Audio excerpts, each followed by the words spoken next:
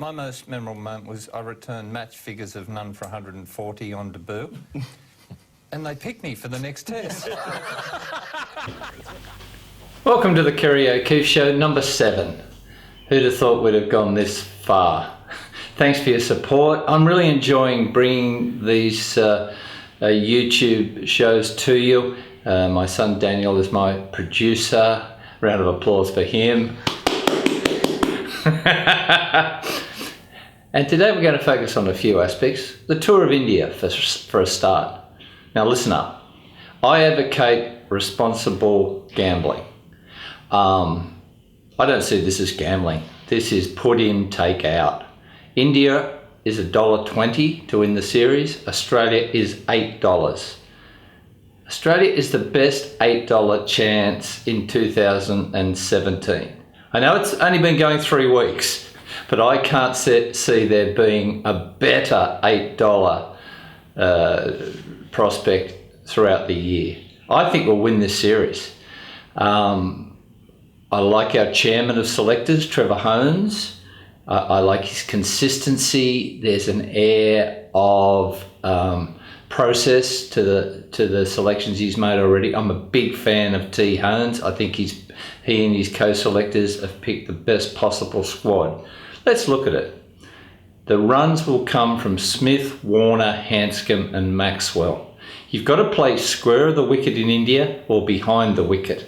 And there are 4 players who have deft touch who will be able to hit the Indian spinners behind the wicket. Hanscom in particular will play a vital role at number 5 and Maxwell at 6. I think he can do a job with his reverse sweeping.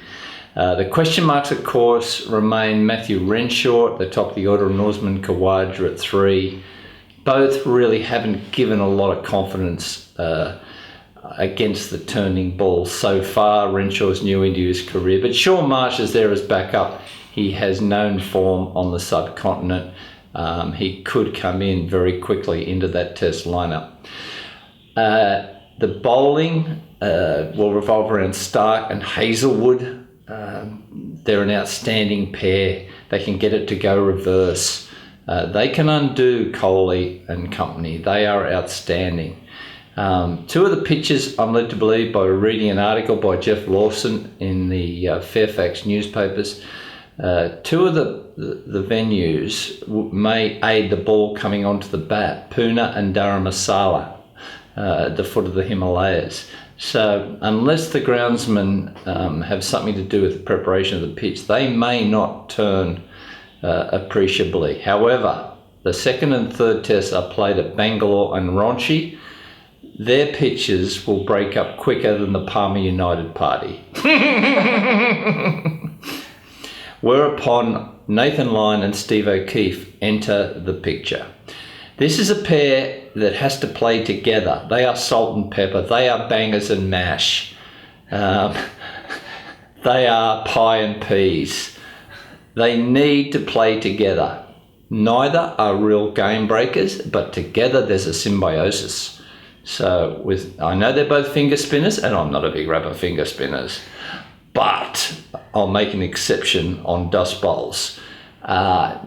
Both have to, the number of tests they play together will determine how many tests Australia wins on this tour.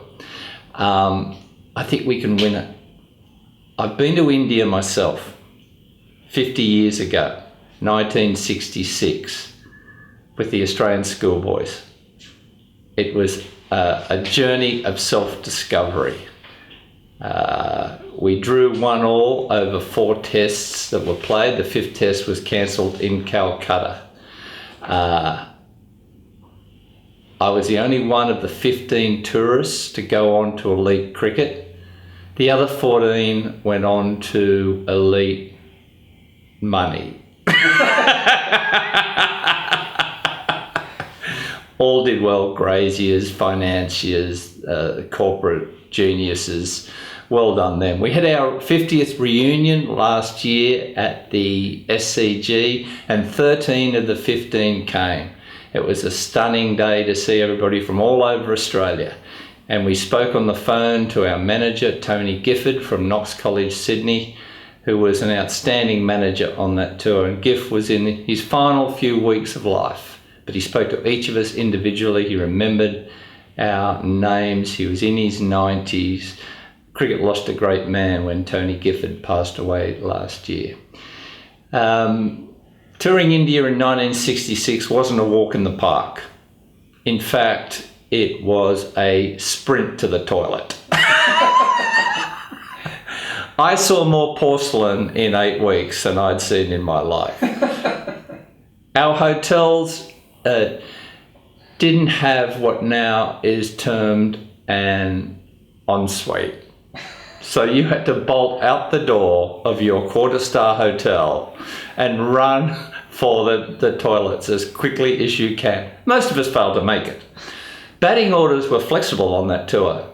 All 11 padded up, and those that weren't on the toilet walked out to bat. We only ate bananas and rice for 7 weeks, and we only drank Coca-Cola. And we didn't drink any water. We were told not to drink the water. And we brushed our teeth with Fanta. That was interesting. Gargling with Fanta at 11 o'clock at night. When we got home, dentist made a mozza. It was the era before independent umpires. I'm saying it was a bit of a shock to the system. First time I'd been given out LBW, asking for centre. I must have been plump. But, you know, we enjoyed the tour, and it was a life experience. It'll be easier for the 2017 tourists, much easier. They have en-suites. Each player these days in professional cricket in Australia is asked to fill out a wellness sheet each day. And the question goes along the lines of, how do you rate last night's sleep? Well, if you're in the red zone, you get the attention of the coach and management. If you're in the green zone, there's no problem. Red zone for how did you rate last night's sleep is insomnia. The green zone is very restful. Lock in red zone, Eddie? Insomnia. It's hard to get sleep when you're running down the hallway of your hotel looking for a urinal. Try sleeping then. Another question on the wellness sheet is, how would you rate your stress levels? In India in 1966, the red zone would have been highly stressed, the green zone very relaxed. Again, lock in red zone, very stressed. Another question, how is your overall well-being? Red, feeling quite ill. 49 days of feeling quite ill in 1966. But green, feeling great. Again, 3 reds. That's umpire's call. Out. As most things were during that tour. But good luck to the 2017 tourists. There are $8 to win the series. I think they're the best bet I've seen in a long time. And now to your Twitter questions, and thank you very much for sending them in. I really enjoy receiving some of your inquiries on modern cricket in Australia. Lachlan Kitchen asks, if there was a 2020 World Cup final tomorrow, who's in your Australian team? Well, I'm going to base it on form in the Big Bash. I thought when we went to the 2020 World Cup last year, we picked an unbalanced side. Our tactics were questionable. We really didn't distinguish ourselves at all. But this is the 11 that I would field tomorrow in a T20 World Cup final. I'd open with David Warner. Who else?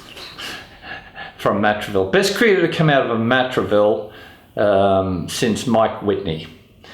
Not a productive area for cricketers because the third best is George Piggins, rugby league coach. But Warner-Whitney, good double out of that suburb.